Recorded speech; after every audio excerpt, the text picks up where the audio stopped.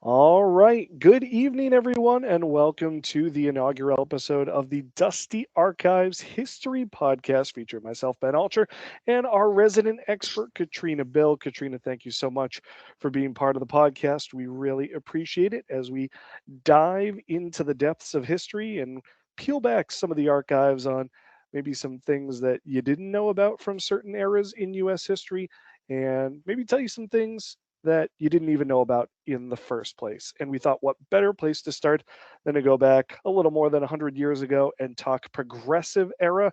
And Kat, when we're talking progressive era, what comes to mind? Immigration, Teddy Roosevelt, journalism, all sorts of things. And they just all tie together. And it's beautiful. And it's my bread and butter. And I am just ready to dive on in. A disclaimer, this is for my master's thesis for my public history degree. So that we're going to try to keep it PG and related to the topics. There might be a little curse words, but it should be generally okay for little ears around if you have them. Well, Um, what would history be without a little mini controversy somewhere along the way? But oh, it's full of those, I can tell you that. we love to start you off with your bread and butter. So that's why we're talking progressive era. And I think you certainly hit the nail on the head, starting with Teddy Roosevelt, not only one of the foremost figures in American history, but especially this era. One of the dominant presidents in U.S. history, and Oh, certainly yeah. used this time to make his mark. Oh, yeah. Well, so just to start with, progressive era, Library of Congress has it as 1900 to 1929. I'm So just going to, more than just his presidency. yes, but I'm going to expand that just a little bit and go to like 1890 to 1929, just because it's when you see all these different things starting to take effect. And that's where I believe that you can really start defining an era. Because you have all these reforms happening, especially in New York City, where Teddy was police commissioner, and then he eventually became governor of New York. So his political career was starting to take off at this point too. You have Jacob Riis exposing, tenement housing, slums, how the other half lives. It's such a depressing book. I highly recommend reading it, even though it's depressing. But it's just a really good eye opener as to like the before and after of the progressive era. Obviously, turn of the century, a very exciting time in the country, and certainly, it comes with those thoughts and feelings of new beginnings and new times in this country. And like you said, that's where you start to see sort of some of those early telltale signs of what the progressive era would become. And when we're talking about new beginnings, that brings you right into immigration, right, which was obviously Yes, going into a huge boom period not only through the latter part of the 19th century, but into the early 20th.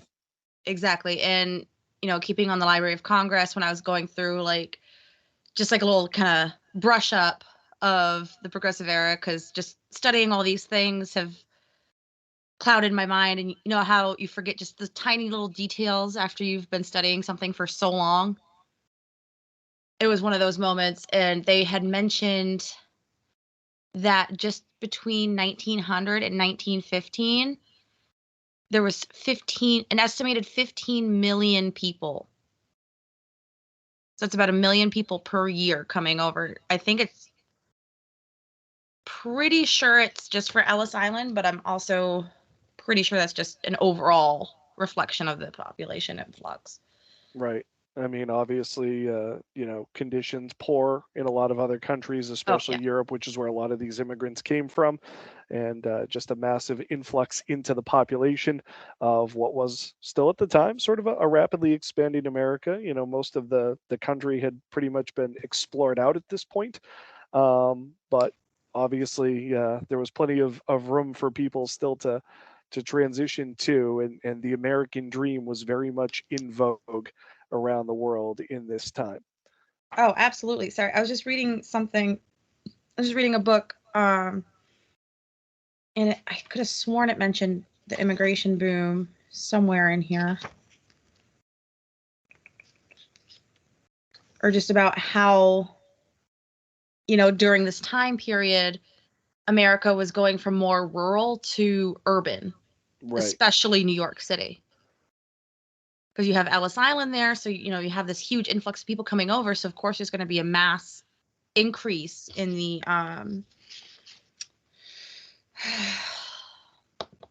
what is it? It's like population per mile, population density. Yeah. There's I going to be mean, a huge increase in that. this is where we saw the growth in New York City too, especially of, sort of regional neighborhoods, if you will. Yes. Little Italy, Chinatown. You had, various communities within the community forming, some of which certainly still exist to this very day. Oh, And, absolutely. I think when you talk about the rise of the urban populations, especially during this time, largely due to immigration, like you said, you sort of get into now maybe the first era of mass media. Yes. Newspapers certainly had been around for a long time, almanacs had been around for a long time, but as you have a dramatic population increase and you have the uh, heels of the Industrial Revolution, where now we're able to transmit information more rapidly, Oh, yes. we really have the start of the mass media era. Yeah, and that brings the next point in mind, which is yellow journalism, which, as we discussed the other day, it's nothing new. Salacious, sensational headlines, nothing new. Goes And back centuries from this point. From this point, from the progressive era, it still goes back centuries from there. well, certainly the telltale signs of it existed long before the term itself was coined, but it is one of the fun terms of the progressive era. And I guess when you just talk about yellow journalism, can you give us like a quick definition of just like what yellow journalism specifically might refer to? Yes and no. No Quick, on the maybe. quick, but yes on the definition. So yellow journalism is often, called like it's really just sensational headlines. A modern equivalent would be like the National Enquirer of you remember when the Queen was really sick and it was just like, is she gonna be fighting Diana? Like, and I was like, what in the world are they going on about? So it makes you pick it up. These bold headlines with the picture of the Queen, like not looking her best. She was looking a little sunken in and gray and everything, and you're just like, Liz, what's going? You good? Like, May or may not be photoshopped. well, but still, it still made you want to pick it up, though, right?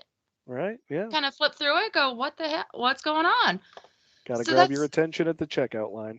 exactly. And, so it was just these big, bold headlines, graphics. Of course, there were color presses then, too. So that was a new thing. So you're seeing all these colorful cartoon, like illustrations and everything. And you're like, whoa, what's that?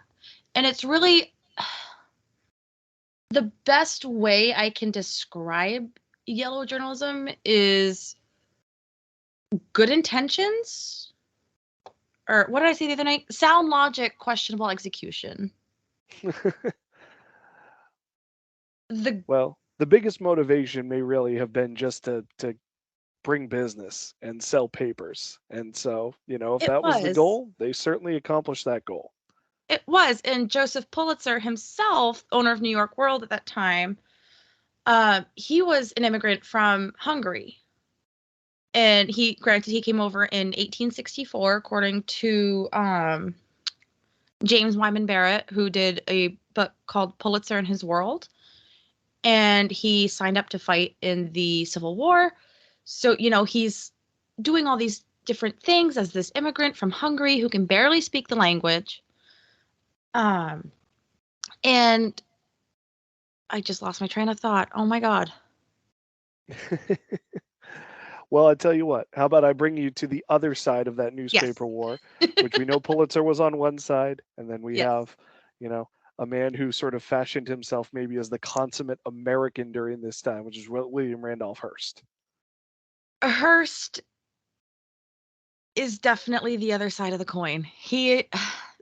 And the thing that fascinates me about these men is that they both had very similar intentions with making the news accessible and going There's that train of thought. Thank you.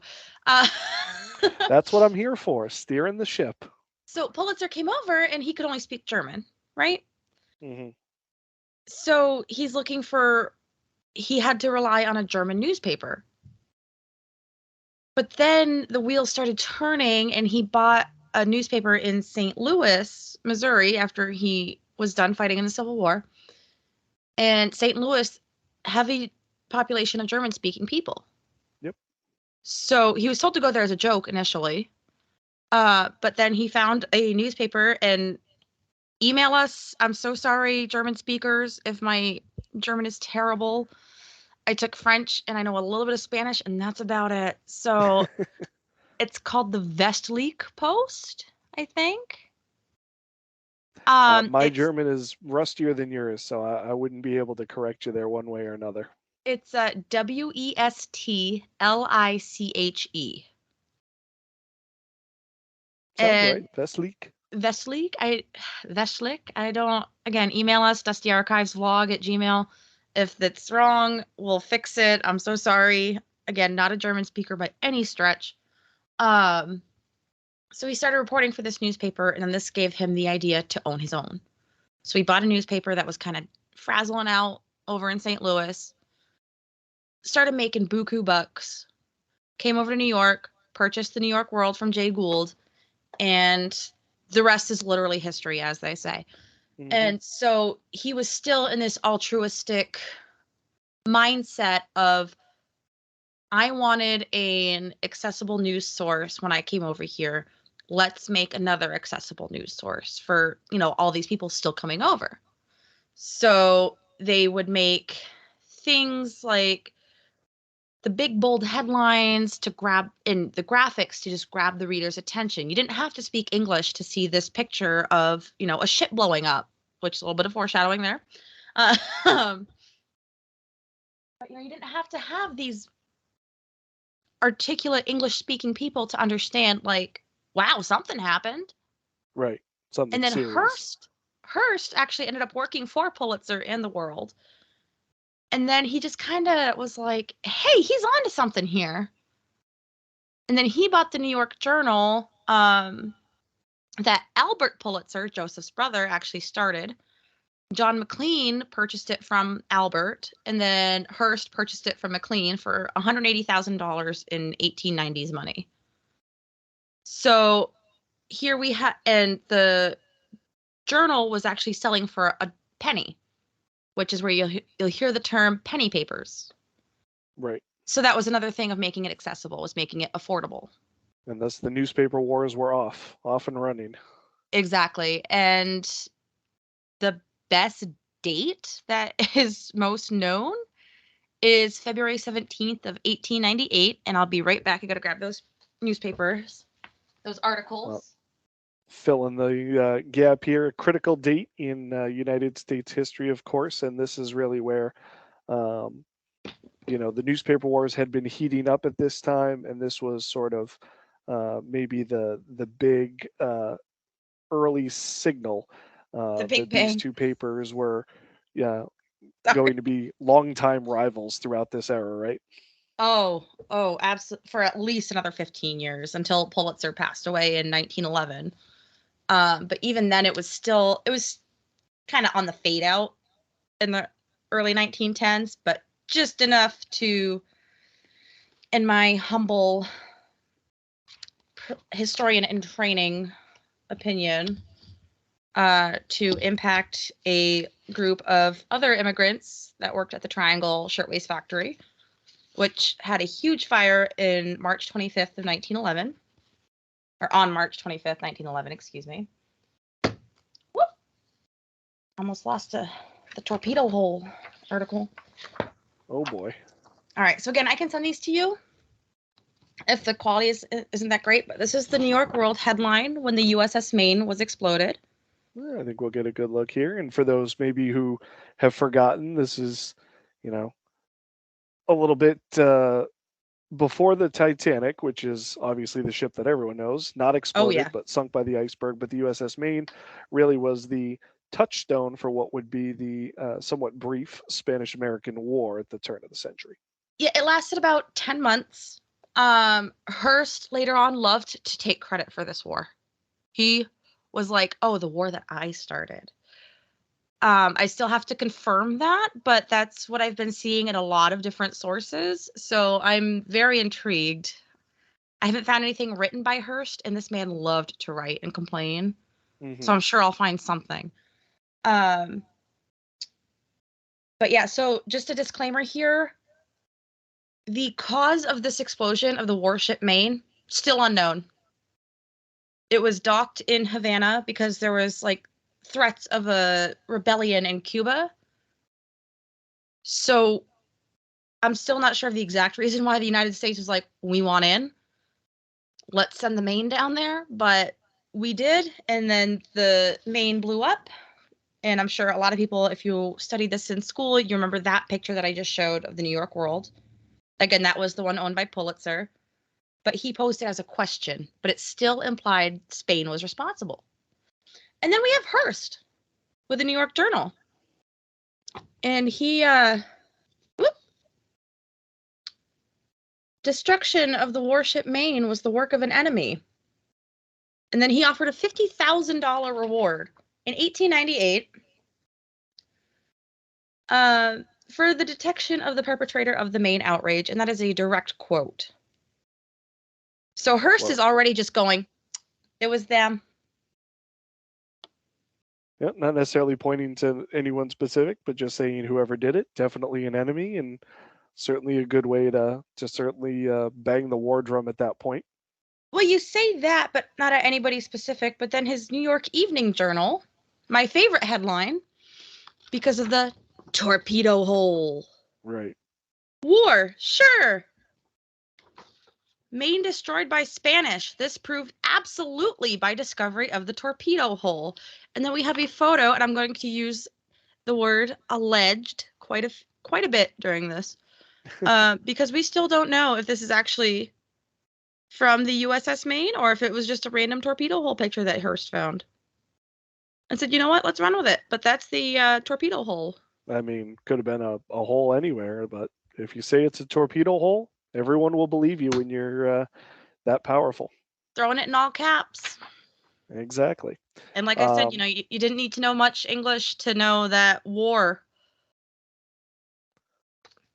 Well, this was certainly one, major touchstone event as it related to yellow journalism in the era. But the other one that we'll obviously get into more detail on as the podcast goes on is, like you said, the Triangle Shirtwaist Fire, and that another sort of cornerstone moment. And I think one that probably gets a little bit overlooked with respect to this era as well, maybe just because it does come not that long really before the start of the buildup to World War One.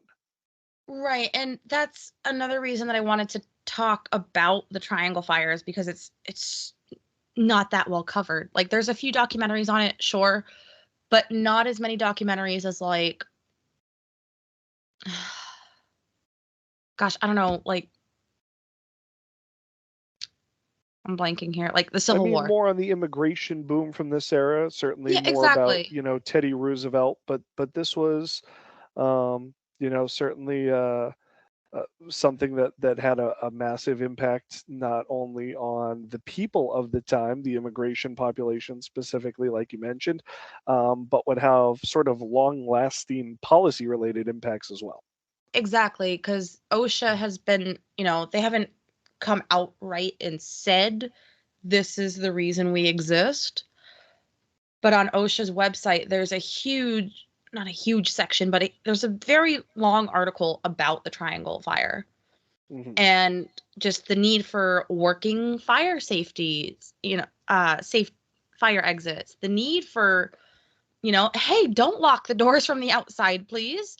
The need for a sprinkler system, just basic stuff that we consider basic that wouldn't have been like so obvious back in whenever Blanc and Harris, Max Blanc and Isaac Harris, the owners of the Triangle Fire Shirtwaist Factory, had created it. And obviously this is sort of, again, getting towards a little bit more the end of the progressive era that this, disaster happens. But it is, again, one of the cornerstone moments of the era, and something we'll obviously want to touch on in more detail as we go along. I think the last thing Oh, we before will. we get through the intro here is get to sort of your maybe overarching point on this era is another sort of fun term that pops up when people talk about this era, and that Yes. is muckraking. My Um, favorite. Not only fun to say, well, I was going to say fun to read about, but maybe not, depending on what you're reading, because this Yeah. was sort of the expose documentary of its day. And again, exposés, just uncovering corruption wherever it lied, because scandals, everybody loves a good scandal. Everybody has loved a good scandal for at least 50, 500 years. Like, people love to gossip, and people love it's just human nature, I really feel, especially in a society. And so it didn't have the term of muckraking until 1906, when Teddy, our man, our Popping savior, up again. not really, I'm not trying to be blasphemous, but our homie Teddy, he made a speech called the Man with Muckrake speech. It wasn't actually called that until he coined the term muckraking. And it pretty much just decried yellow journalism and sensational headlines and promoted truth in journalism, which we can tell, wasn't really happening at this time. Um, so, like you said, it's a form of expose journalism that exposed corruption in politics, how poorly immigrants are being treated. As I mentioned, Jacob Riis, he was a muckraker. Again, the term wasn't coined back in 1890 when How the Other Half Lived was published. Um, but a lot of people may recognize the most notable example, arguably the most notable example of muckraking, The Jungle by Upton Sinclair. I don't know about you, but I swore off of pork for at least 3 months after reading that. Like, I couldn't even look at bacon, and I was like nauseous. And this book is solely responsible for the Meat Inspection Act and the Pure Food and Drug Act, which then became the Food and Drug Administration, which is still in place today. Um, but the author of The Jungle, Upton Sinclair, he actually wrote a muckraking book on yellow journalism called The Brass Check.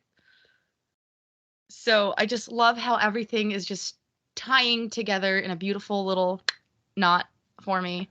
And I'm going down that so many rabbit holes, but they're all related, and I'm just well, that in goes back to, I think, historian heaven.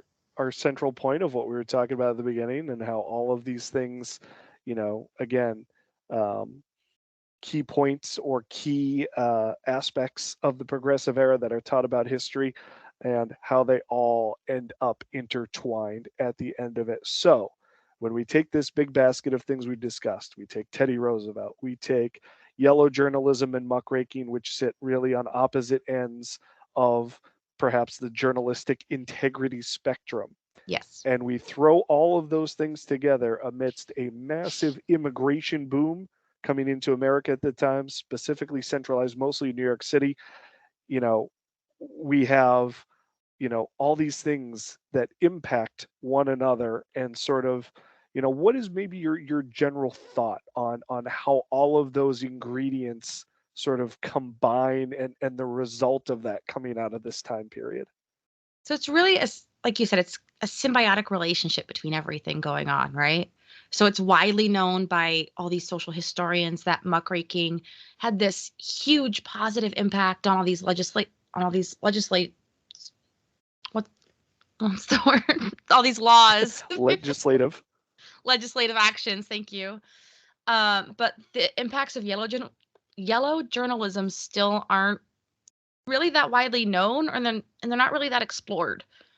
Like during the progressive era, we saw an unprecedented amount of regulatory laws and acts that kept us safe and secure as Americans. And even as a new American, you were safe and secure because you have better housing regulations, you have better workplace conditions, especially after 1912, if you made it across from the Titanic. So, yellow journalism, as we mentioned, was popularized by Pulitzer and Hearst, only to increase newspaper sales. It really kind of discredited muckraking. It's been argued a lot that it hasn't, but it's still kind of one of those things that you're never on middle of the road of it. You're either for or against this thought that it discredited muckraking. I am obviously that it discredited it. But it just further established itself as a negative entity of the Progressive Era, and which further delayed the passage of these vital acts like the Meat Inspection Act, the FDA Act, as well as, like I said, housing regulations, fire safety measures like a working sprinkler system, a functional fire escape. And that really presents, I think, a very interesting dichotomy, right? Because you have, as you said, these yellow journalists, these newspaper barons in Hearst and Pulitzer, who are ostensibly generating their business and generating all of their interest and their headlines by making their papers as accessible to the masses as possible, and sort of targeting, you don't want to say necessarily the lower class at the time, but just the working class. And again, the massive Non-English immigrant speakers. populations that were Yep. coming in. And yet you have on the other side these muckraking journalists and these expose people who are trying to actually instill policy or instill, This maybe some change. outrage in these people who have such terrible living and working conditions. Oh, that definitely happened with the jungle. But right. So you have the muckrakers doing this work of, bringing the attention of this plight to the masses, but yet the masses are sort of drawn by this shiny light over here. Like, hey, what's this? The ship got blown up. Cool. And Uh, meanwhile, these papers are saying, don't worry about that over there. Those people, those muckrakers, they're nefarious, and you don't need to believe them. Just believe us, and everything you say will be exactly. okay. And the funny part about it is, I'll get back to my monologue there in a second. But the funny thing about it is that Teddy was so irate with muckraking at first. And then he sent, especially after The Jungle came out, because Upton Sinclair was just trying to expose how immigrants were being treated at work. And he went undercover at this meatpacking plant in Chicago, wrote down everything that he saw, and put it into this fictional book where you follow the main character, Yorgis.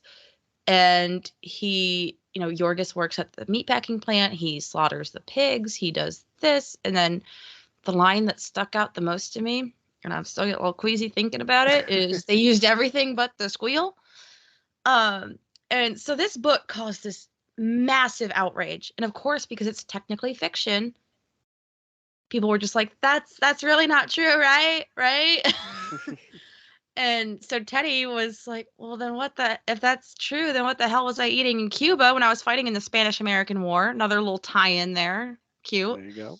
And this canned meat, he was like, what was I actually eating then?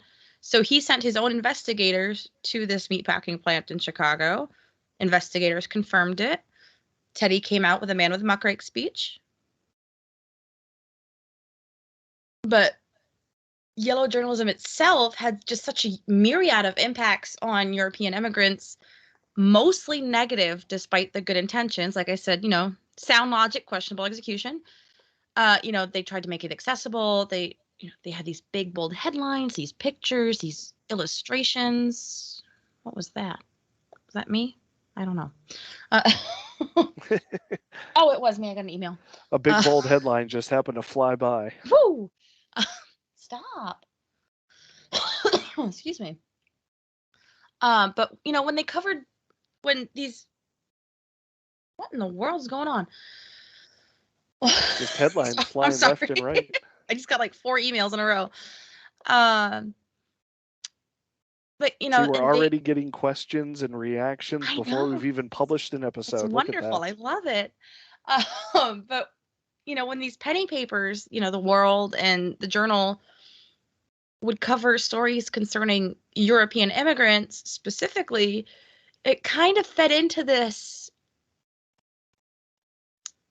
mythos of immigrants as being less than and being, like they don't need to, we don't need to really worry about them too much. Like, let's just make sure that they're, taken care of.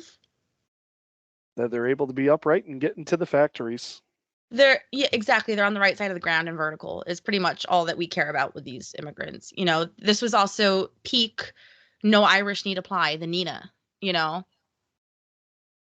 that was happening in the 1890s as well. So it's just like all this positive change has its roots in the 1890s, which that's why I argue that the Gilded Age, which I hate that saying, I'm just going to get that out of the way, because just gilded to me is just crap covered in gold. It started out that way, but then it was pretty nice. That's And then, literally Black what Tuesday happened. They happened. covered everything in gold. Oh, yeah, they did. Especially Hearst with Daddy's money, but that's another story. Well, but we would go on to sort of see a little bit of a reaction to that, as obviously we'll talk more about with the progressive era and sort of the rise of unions, and that will sort of tie in a little bit when we get into our episode about the Triangle Factory and the Triangle Shirtwaist Fire as well. Next episode, we'll dive further into the progressive era and more of the specifics, comparing and contrasting yellow journalism and muckraking, and just maybe Katrina, a little teaser. What are some of the key things we'll be looking at for that time period? Maybe a little bit more about Hearst and Pulitzer. Oh, yeah, I'd love to touch on their rivalry because it's just they weren't really sassy directly to each other, but they would take, little stabs at each other in their papers, in their own papers. Another thing is just a general timeline of it because everything starts really in 1890, in the early 1890s, not just 1898. It's here, magic. Right. Things were really coming to a head before that. And then I also want to touch on muckraking too. And I don't even need a book in front of me to go on about muckraking. Well, so many different sort of journalists in that era to touch on. You mentioned a couple of them already, Upton Sinclair and Jacob Rees. I'm sure there's a litany of others Oh, that you Nellie can. Bly, Ida Tarbell, Ida There you B. go. Wells. See, just rattling them off, and we'll learn more about all of those great muckrakers and how they stood in opposition to the yellow journalism of the time. And again, sort of the compare and contrast of that. And again, the effects, like you said, that it had on the massive immigrant boom and immigrant population at the time, which was obviously significant. Oh, absolutely. I'm ready right now, but we got to cut it short. All fired up. We've got plenty more Ready in to our go. next several episodes. Just wanted to give you a little taste of what the progressive era is like and what we'll be getting into more as we continue on. Thanks for listening. This is the Dusty Archives podcast, and we'll be back with you next time for yellow journalism and muckraking and more on the progressive era.